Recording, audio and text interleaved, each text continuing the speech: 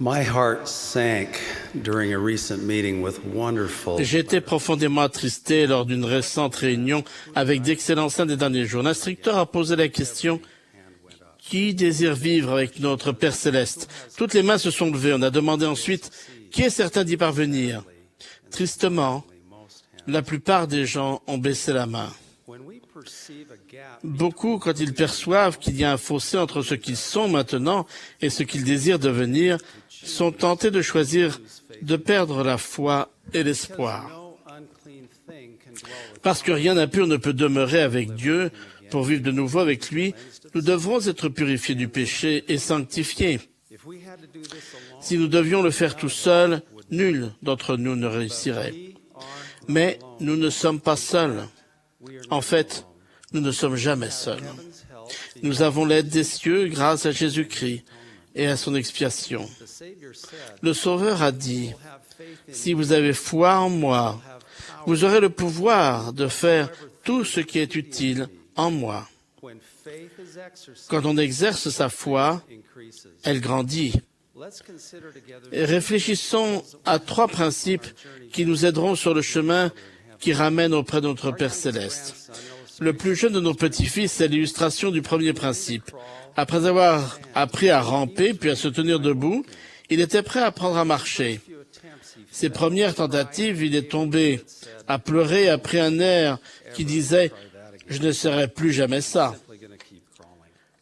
Je vais juste continuer à ramper. » Quand il a trébuché, ses parents aimants ne se sont pas dit qu'il était un cas désespéré ou qu'il ne marcherait jamais. Non, ils lui ont tendu les bras en l'appelant. Les fixant des yeux, il a essayé de se diriger vers les bras chaleureux qui l'attendaient. Les parents aimants sont toujours prêts, les bras tendus, à encourager même notre plus petit pas dans la bonne direction. Ils savent que notre volonté d'essayer encore et encore produira le progrès et le succès. Le Sauveur a enseigné que, pour hériter le royaume de Dieu, nous devons devenir comme un petit enfant. Donc, spirituellement parlant, le premier principe est que nous devons faire ce que nous faisions quand nous étions enfants, avec une humilité d'enfant et la volonté de nous concentrer sur notre Père Céleste et notre Sauveur. Nous faisons des pas vers eux, sans jamais perdre espoir, même si nous tombons. Notre Père Céleste, plein d'espoir, se réjouit de chacun de nos pas guidés par la foi. Et si nous tombons, il se réjouit de chacun de nos efforts pour nous relever et réessayer. Le second principe est illustré par 2 saints fidèles, tous deux très désireux de trouver un conjoint pour l'éternité. Tous deux, s'aidant de la prière, ont agi avec foi. Yuri, saint des derniers jours russe, a fait des sacrifices pour faire le long voyage jusqu'au temple. Dans le train, il a remarqué une très belle femme au visage lumineux.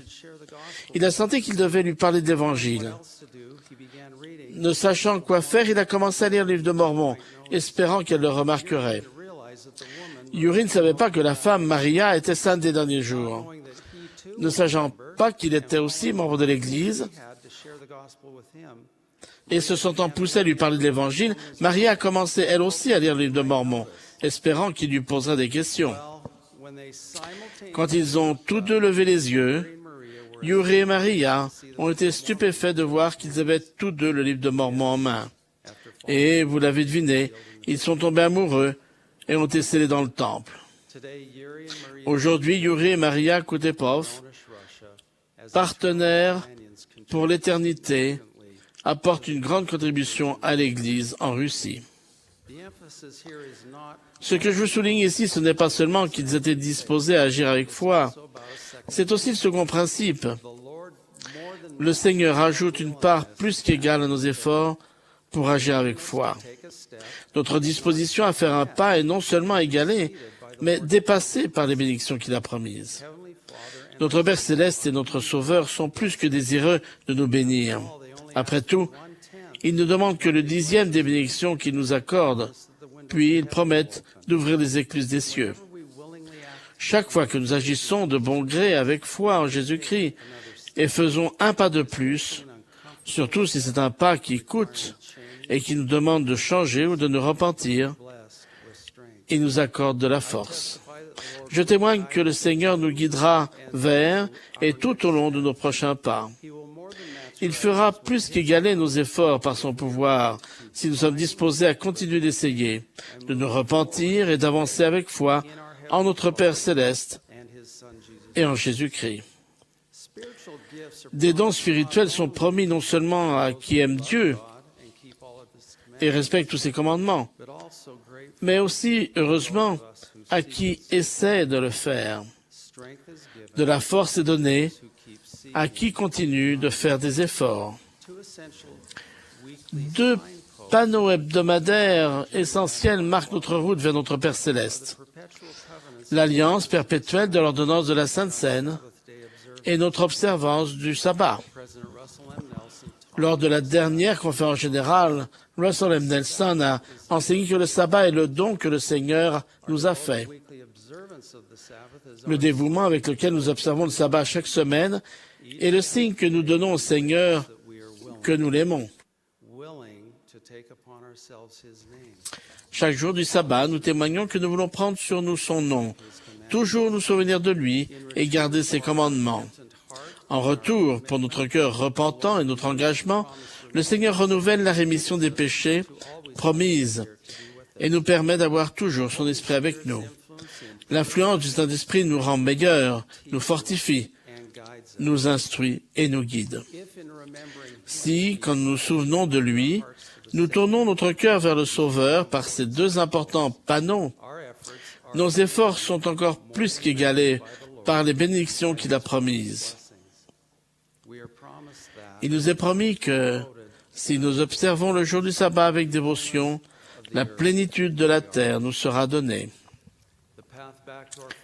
Le chemin qui ramène à notre Père céleste passe par la maison du Seigneur, où nous avons la bénédiction de recevoir les ordonnances salvatrices pour nous-mêmes et pour nos êtres chers décédés. Boyd K. Packer a enseigné que les ordonnances et les alliances deviennent nos références pour être admis dans la présence de Dieu. Je prie pour que nous soyons toujours dignes de détenir une recommandation à l'usage du temple et que nous l'utilisions pour servir régulièrement. Le 3e principe est que nous devons contrer la tendance de l'homme naturel à temporiser ou à abandonner. En progressant sur le chemin de l'Alliance, nous commettrons des fautes, certaines plusieurs fois. Certains d'entre nous sont aux prises avec des comportements ou des dépendances qu'ils se sentent impuissants à surmonter. Mais la foi en notre Père céleste et en Jésus-Christ est un principe d'action et de pouvoir. Si nous voulons agir, la force nous sera donnée de nous repentir et de changer. Nous n'échouons que si nous ne faisons pas un pas de plus avec foi.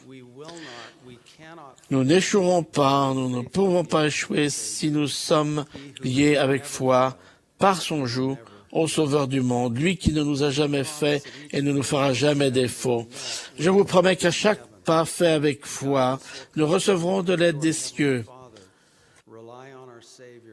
Nous sommes guidés quand nous prions notre Père céleste et écoutons le Saint-Esprit. De la force nous est donnée du fait du sacrifice expiatoire de Jésus-Christ. La guérison et le pardon nous sont accordés du fait de la grâce de Dieu.